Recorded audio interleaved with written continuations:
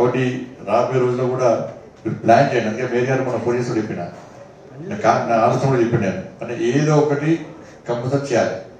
ఈ 5 yearsలో నేను కరీంనగర్ పార్లమెంట్ను వదిలిపెట్టే ప్రసక్తే లేదు. రాష్ట్ర ప్రభుత్వ సహకారంతో, అన్ని పార్టీల నాయకుల సహకారంతో, ప్రజాప్రతినిధుల సహకారంతో ఎట్టి బస్సులో ఈసారి కరీంనగర్ పార్లమెంట్లో ఇలా మార్క్ ఎంతో చూపడతా, తప్పకుండా చూపడతాను. 100% చూపడతా. నేను ఖచ్చితంగా ఉన్నా, ఆ ప్లాన్తో ఉన్నా. ఇది నా పేరు కోసమో లేకపోతే గుర్తింపు కోసమో కాదు. కాబట్టి రాబోయే రోజులు కూడా నేను తప్పకుండా సహకరిస్తా. మీరు ప్లాన్ తయారు చేయండి. వాళ్ళ ప్లాన్ తయారు చేసి అయ్యే ప్లాన్ తయారు చేయండి. ఎందుకంటే మీకు తెలుసు కేంద్ర ప్రభుత్వము నేరుగా ఒక్క పైసా కూడా ఇవ్వాలి. కేంద్ర ప్రభుత్వము డైరెక్ట్ ఎవరికైనా కార్పొరేషన్ కానీ ఒక నియోజకవర్గం కానీ నేరుగా ఒక్క పైసా కూడా ఇవ్వాలి.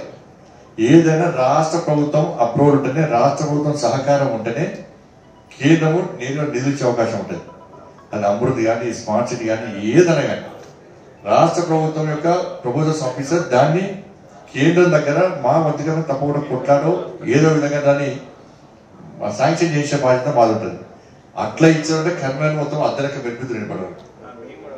కాబట్టి రాష్ట్ర ప్రభుత్వం కూడా ఉంది, రాష్ట్ర ప్రభుత్వం కొత్తగా ఏర్పడ్డది. సరే నిధుల కొరత ఉన్నప్పుడు కూడా, గతంలో కొరత ఉంటే ఇప్పుడు కొరత ఉన్నప్పుడు కూడా నేను ఆ జోలికి కూడా వాళ్ళతో కూడా మాట్లాడతా. నేను ముఖ్యమంత్రి గారి స్థాయిలో కూడా నేను మాట్లాడేటువంటి అవకాశం ఉంది కాబట్టి నేను మాట్లాడతా. ఈసారి జనరల్ బాడీలో ఒక మంచి చర్చ జరపండి.